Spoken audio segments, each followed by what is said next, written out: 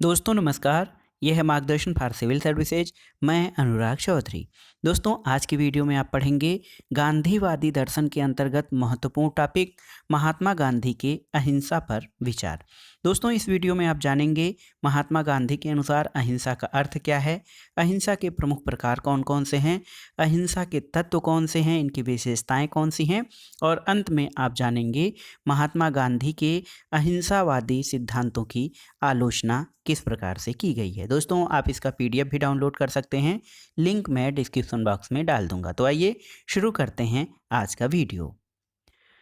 दोस्तों महात्मा गांधी भारत के महान राजनीतिक चिंतक और विचारक रहे हैं और ये सिद्धांतवादी कम व्यवहारवादी विचारक रहे हैं। इन्होंने जीवन के हर क्षेत्र को स्पर्श किया है और हर क्षेत्र में अपने विचार दिए हैं, लेकिन गांधी जी के सत्य और अहिंसा संबंधी विचार सबसे महत्वपूर्ण हैं।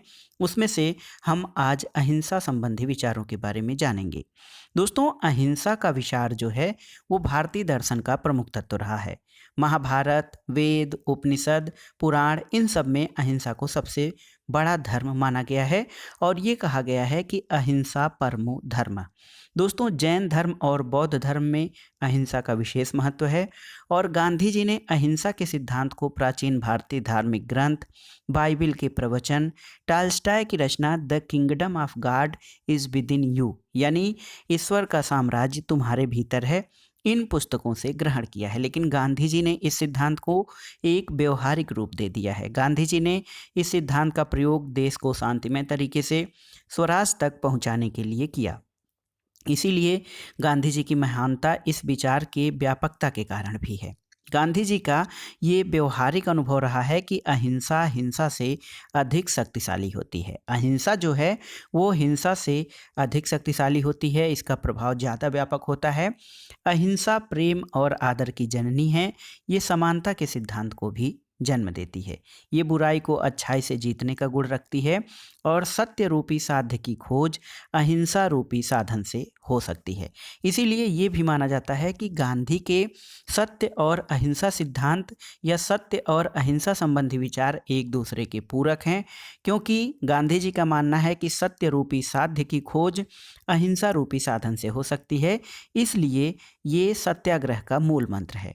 सत्य एक तरफ जहाँ सर्वोच्च कानून है, वहीं अहिंसा सर्वोच्च कर्तव्य होता है और सत्य की तरह अहिंसा की शक्ति भी असीम होती है। जिस प्रकार हिंसा पशु जगत का नियम है, उसी प्रकार अहिंसा मानव जाति का मूल आधार है और मानव जाति के जो चिर अस्थायित्व का जो कारण है वो अहिंसा और प्रेम भाव ही है। अहिंसा का अर्थ क्या है? तो दोस्तों अहिंसा का सामान्य अर्थ होता है हिंसा का न होना, लेकिन गांधी जी के अनुसार अहिंसा से तात्पर्य किसी को न मारने से नहीं है। उन्होंने अहिंसा शब्द का व्यापक अर्थ में प्रयोग किया है। उन्होंने अहिंसा को परिभाषित करते हुए कहा है कि सृष्टि के सब प्राणियों को मन, वाणी और कर्म से किसी प्रकार की कोई हानि न पहुंचाई जाए, यानी मनसा वाचा कर्मणा अहिंसा ही जो है वो उसे अहिंसा कहा जा सकता है। दोस्तों गांधी जी ने अहिंसा को आत्मीय और दैविक शक्ति माना है और उनके अनुसार अहिंसा निषेधात्मक विचार न होकर एक सकारात्मक विचार है। अहिंसा में निषेधात्मक विचार और सकारात्मक विचार दोनों होते हैं। जहाँ पे निषेधात्मक विचार में ये माना जाता है हिंसा न होना, जबकि अहिंसा के सकारात्मक विचार में ये है कि हम किसी भी सभी लोगों के साथ प्रेम व्यवहार और समानता का बर्ताव करें और किसी के प्रति कोई ईर्ष्या भाव न रखें। दोस्तों अहिंसा का निषेधात्मक विचार जो है वो नकारात्मक है और सीमित है, जबकि सकारात्मक रूप में इसका तात्पर्य किसी दूसरे को नुकसान न पहुंचाना और दूसरों का भला करना भी है, यानी सकारात्मक रूप से दूसरों की भलाई और नकारात्मक रूप से दूसरों को नुकसान न पहुंचाना है। दोस्तों गांधी जी अहिंसा को ऐतिहासिक आधार पर पुष्ट करते हैं। गांधी जी इसका समर्थन ऐतिहासिक आधार पर करते हुए कहते हैं कि आज तक का मानव इतिहास संघर्षों का इतिहास न होकर अहिंसा का इतिहास रहा है। दोस्तों मार्क्स मानता है, कार्ल मार्क्स एक पाश्चात्य राजनीतिक विचारक है, वो मानता है अब तक का इतिहास या अब तक का मानव इतिहास वर्ग संघर्ष का इतिहास रहा है, लेकिन गांधी जी इसे वर्ग संघर्ष या संघर्ष का इतिहास न मानकर अहिंसा और सहयोग का इतिहास मानते हैं। वो कहते हैं कि मनुष्य आदिम काल में पशुओं का मांस खाता था, लेकिन ऐसा करना उसकी मजबूरी थी। कुछ समय के बाद उसने शिकार करके पेट पालने की पद्धति को छोड़ दिया और अब उसने खेती करके अपना पेट पालने की कला सीख लिया। इसके कारण वो खानाबदोश या घुमक्कड़ जीवन छोड़कर एक स्थान पर रहने लगा। वो पशुओं को मारने के स्थान पर उन्हें पालने लग गया था। इससे गांव, नगर और राष्ट्र अस्तित्व में आए। तो इससे ये स्पष्ट होता है कि हिंसा का प्रयोग निरंतर घट रहा था और अहिंसा का प्रयोग बढ़ रहा था। इसी कारण मानव जाति का भी विकास हुआ है। यदि कार्ल मार्क्स की संघर्ष की अवधारणा सत्य होती तो संसार न जाने कब का नष्ट या समाप्त हो गया होता। दोस्तों, यद्यपि हिंसा को संसार से पूरी तरह नष्ट या समाप्त नहीं किया जा सकता है, ये कभी कभी अपना रौद्र रूप दिखा देती है। और आज जितने हिंसा के साधनों का विकास हो रहा है, अहिंसा के साधनों का भी उतना ही विकास हो रहा है। इसलिए मानव समाज निरंतर अहिंसा की तरफ जा रहा है। गांधी जी के अनुसार अहिंसा के दो रूप हैं। ये दो रूप कौन कौन से हैं? ये हैं नकारात्मक अहिंसा और सकारात्मक अहिंसा। नकारात्मक अहिंसा क्या है? तो नकारात्मक अहिंसा का अर्थ है व्यक्ति को वे कार्य नहीं करने चाहिए जो सत्य पर आधारित नहीं हो। इसमें किसी प्राणी को काम, क्रोध, द्वेष की भावना के वशीभूत होकर हिंसा न पहुंचाना शामिल होता है। जबकि सकारात्मक अहिंसा का जो दायरा है वो काफ़ी व्यापक है। इसका अर्थ ये है कि अन्याय और अत्याचार के विरुद्ध उदासीन बने रहना नहीं, बल्कि सक्रिय किंतु शांतिपूर्ण विरोध करना है। इसका अर्थ है दूसरों के प्रति प्रेम भावना, सहयोग की भावना, उदारता का दृष्टिकोण रखना। ये सकारात्मक हिंसा का रूप है। इसका अर्थ है दूसरों के प्रति प्रेम भावना और उदारता का दृष्टिकोण। यद्यपि गांधी जी ने अंग्रेजों की नीतियों का दोस्तों विरोध किया, लेकिन उनके मन में अंग्रेजों के प्रति घृणा नहीं थी। गांधी जी ऐसे प्रथम व्यक्ति थे जिन्होंने अहिंसा को व्यापक अर्थ देकर उसका प्रयोग राजनीतिक हथियार के रूप में किया, और इस संबंध में उन्होंने सकारात्मक अहिंसा के प्रयोग पर जोर दिया था। अब आइए जानते हैं दोस्तों, अहिंसा के तत्व यानी अहिंसा के प्रमुख तत्व कौन कौन से हैं। गांधी जी का कहना था कि अहिंसा के अंतर्गत सार्वभौमिकता का गुण पाया जाता है। इसमें दया और करुणा की भावना भी होती है। इसमें अहिंसावादी अपने प्रतिद्वंदी के अनुचित कार्यों का विरोध शांतिपूर्ण तरीके से करता है और इसके चार मूल तत्व हैं। तो अहिंसा के जो चार मूल तत्व हों उनके बारे में आइए जानते हैं। पहला है प्रेम। दोस्तों, जिस तरह हिंसा का आधार द्वेष भावना होता है, उसी तरह अहिंसा का आधार प्रेम है। अहिंसावादी एक पिता की तरह अपने बुरे पुत्र से भी प्रेम रखता है। जिस तरह पिता का ये प्रयास रहता है कि बुरा पुत्र बुरे काम छोड़ दे, उसी तरह अहिंसावादी व्यक्ति का भी यही प्रयास रहता है कि शत्रु जो है वो बुराई छोड़ दे। अहिंसावादी व्यक्ति स्वयं कष्ट सहकर भी प्रेम के ब्रह्मास्त्र से शत्रु का दिल जीतने का प्रयास करता है और उसे बुराई छोड़ने के लिए प्रेरित करता है। यानी अहिंसावादी व्यक्ति बुराई से घृणा करता है, बुरा करने वाले से नहीं। और ये विचार इस पर आधारित है कि पाप से घृणा करो, पापी से नहीं। और गांधी जी का मानना था कि प्रेम से बुरे लोगों को भी सुधारा जा सकता है। अहिंसा का दूसरा तत्व धैर्य है। तो एक अहिंसावादी व्यक्ति कभी धैर्य नहीं छोड़ता है। उसे ये विश्वास होता है कि अहिंसा का ब्रह्मास्त्र कभी असफल हो ही नहीं सकता। भारी विफलताएं मिलने पर भी वो धैर्य नहीं छोड़ता और धैर्यपूर्वक अपने पथ पर अडिग रहता है। इसलिए धैर्य अहिंसा का मूल आधार है। तीसरा मूल तत्व अहिंसा का ये है अन्याय का विरोध। तो दोस्तों, अहिंसा निष्क्रियता, अकर्मण्यता या उदासीनता नहीं, बल्कि अन्याय और बुराई का प्रतिरोध करते रहना है। एक अहिंसावादी व्यक्ति सदैव बुराइयों को समाप्त करने की दिशा में अग्रसर रहता है। वो कभी हिंसा का प्रयोग नहीं करता है। और गांधी जी ने कहा है कि अन्याय के सामने झुकना या संसार की बुराई से मुंह फेरना अहिंसा नहीं है। अहिंसा तो अन्याय, अत्याचार और बुराइयों को खोजकर उनसे संघर्ष करते रहना है जब तक कि उसे समाप्त न कर दिया जाए। एक अहिंसावादी व्यक्ति अन्याय और अत्याचार का सक्रिय किंतु शांतिपूर्ण विरोध करता है। इस कारण वो हर दुख को सहन करता है। अहिंसा का चौथा मूल तत्व है वीरता। दोस्तों, अहिंसा कायरों का गुण नहीं है, अहिंसा वीरों का गुण है। यानी अहिंसा वीरोचित मार्ग है और अहिंसा के मार्ग पर चलने वाले व्यक्ति का मानसिक दृष्टि से सबल होना जरूरी है। अहिंसा कायरों का शस्त्र न होकर वीरों का शस्त्र है। ये सबल, साहसी और बलवान व्यक्तियों का गुण होता है। अंधकार और प्रकाश की तरह कायरता और अहिंसा में विरोध है। अहिंसा में विश्वास रखने वाला व्यक्ति शक्तिशाली होते हुए भी कभी बल प्रयोग की नहीं सोच सकता। जो दंड देने की शक्ति होते हुए भी क्षमा दान दे, वही अहिंसावादी हो सकता है। इसमें कायरता का मिश्रण नहीं होता है। निर्बल और कायर की क्षमा कभी अहिंसा नहीं होती है। दोस्तों, अहिंसा में विश्वास रखने वाला आत्मबल रूपी शास्त्र पर ही भरोसा करता है। उसे बल प्रयोग की आवश्यकता नहीं होती है। उसकी आत्मा का बल ही उसका सबसे बड़ा हथियार होता है। अब आइए जानते हैं अहिंसा के नियम। गांधी जी ने अहिंसा के कुछ नियमों का प्रतिपादन किया था। वो कौन कौन से हैं? तो गांधी जी ने अहिंसा के कुल 5 नियम बताए हैं। आइए जानते हैं वो पांचों नियम कौन कौन से हैं। दोस्तों, पहला है कि अहिंसा में पूर्ण आत्मशुद्धि निहित है। दूसरी बात यह कि अहिंसा की शक्ति हिंसा करने वाले व्यक्ति के विचार की अपेक्षा उसकी सामर्थ्य के ठीक अनुपात में होती है। तीसरा ये कि अहिंसा हिंसा से श्रेष्ठतर है। चौथा, अहिंसा में हार कभी नहीं होती। और पांचवा, अहिंसा का परम उद्देश्य असंभावी विजय है। तो अहिंसा में कभी हार नहीं बल्कि अवश्यंभावी विजय होती है। दोस्तों, अहिंसा के पक्ष में कई तर्क दिए जाते हैं। गांधी जी ने सत्य और अहिंसा को महत्वपूर्ण सिद्धांत के रूप में प्रतिष्ठापित कर दिया था। उसके अलावा अहिंसा के पक्ष में कई तर्क दिए जाते हैं। जैसे गांधी जी ने ऐतिहासिक आधार पर अहिंसा को औचित्यपूर्ण ठहराया। उनका कहना है कि अहिंसा हिंसा से हर प्रकार से श्रेष्ठ होती है और उन्होंने अहिंसा का समर्थन कुछ तर्कों के आधार पर किया है। पहला ये है कि अहिंसा का नियम हिंसा के नियम से श्रेष्ठ और उच्चतर है और मानव जगत का सर्वोच्च नियम है। दूसरी बात ये कि यह एक आत्मिक शक्ति है जिसका प्रयोग सभी कर सकते हैं। तीसरा ये कि यह स्वतः क्रियाशील होती है और इसके लिए हमें शारीरिक बल के प्रयोग की आवश्यकता नहीं होती है, बल्कि ये मानसिक और आध्यात्मिक शक्ति है।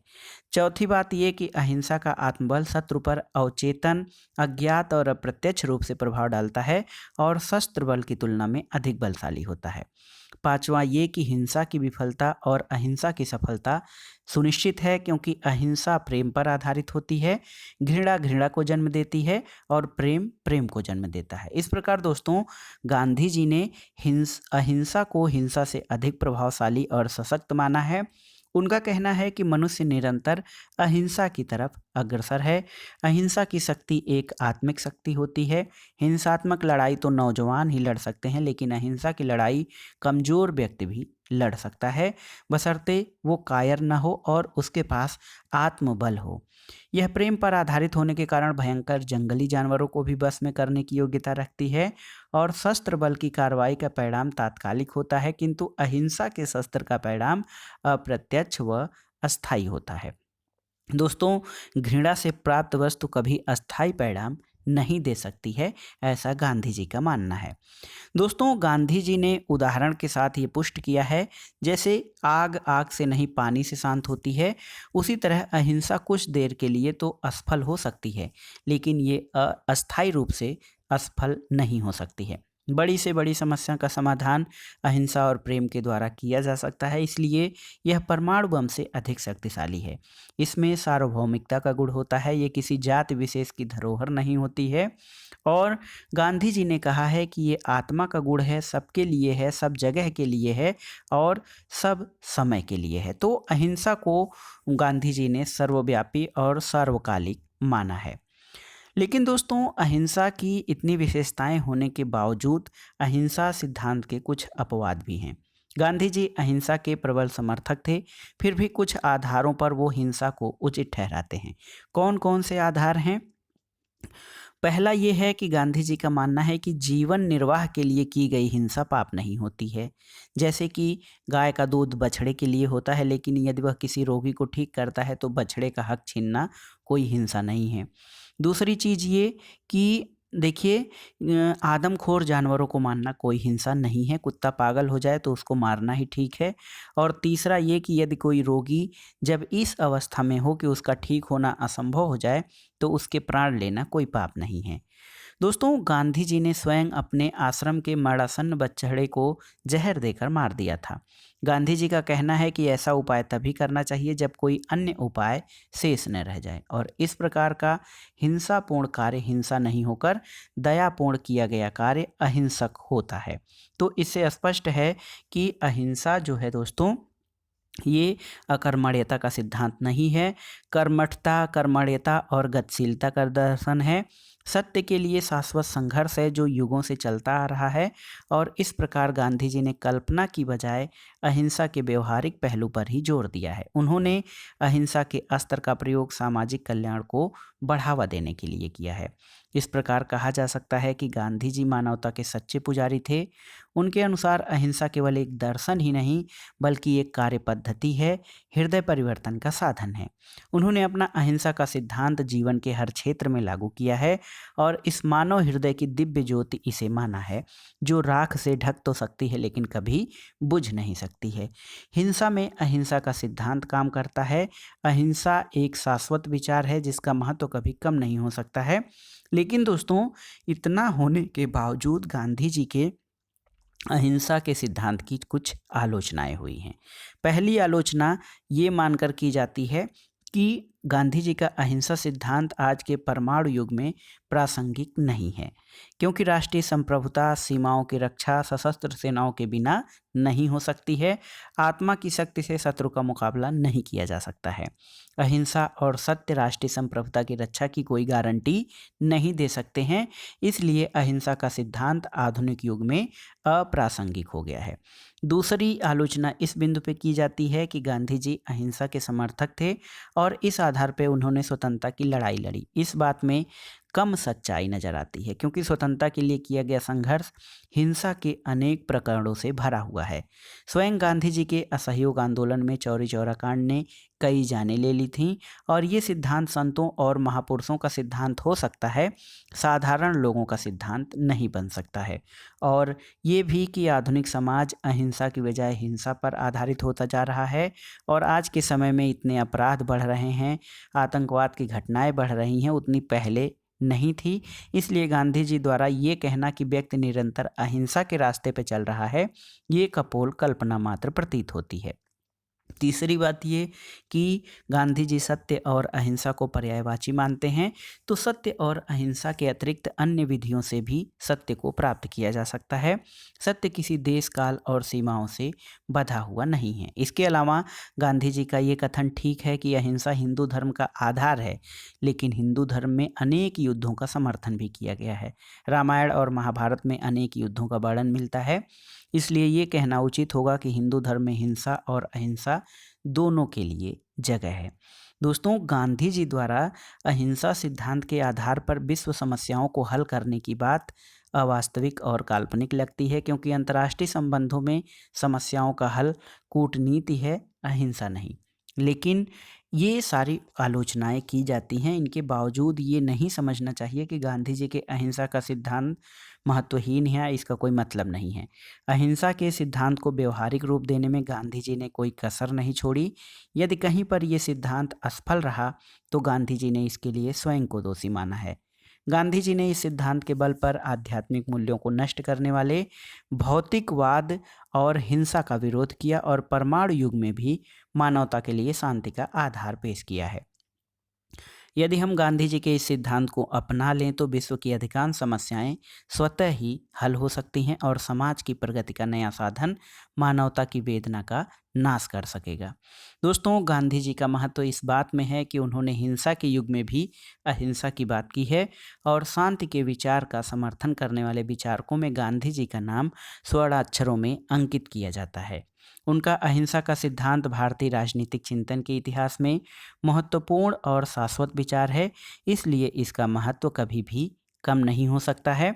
और जिस प्रकार से सत्य का विचार गांधी जी का मूलभूत सिद्धांत है और वो आज भी प्रासंगिक और अमर है, इसी तरह अहिंसा का विचार भी गांधी जी का अत्यधिक प्रासंगिक है और वर्तमान में इसकी प्रासंगिकता और भी बढ़ जाती है जब वर्तमान विश्व आतंक और हिंसा के साए में जी रहा हो। तो दोस्तों, ये था आज का महत्वपूर्ण टॉपिक, गांधी जी का अहिंसा संबंधी विचार। इसमें हमने विस्तार से पढ़ा अहिंसा का अर्थ क्या है, इसके प्रकार क्या हैं, अहिंसा के तत्व या विशेषताएं क्या हैं और गांधी जी के अहिंसा सिद्धांत की प्रमुख आलोचनाएं क्या की जाती हैं। तो ये था आज का वीडियो आपको कैसा लगा हमें कमेंट बॉक्स में ज़रूर बताइएगा। वीडियो को लाइक करें, शेयर करें और इस चैनल मार्गदर्शन फॉर सिविल सर्विसेज को सब्सक्राइब करें। वीडियो देखने के लिए धन्यवाद दोस्तों। नमस्कार।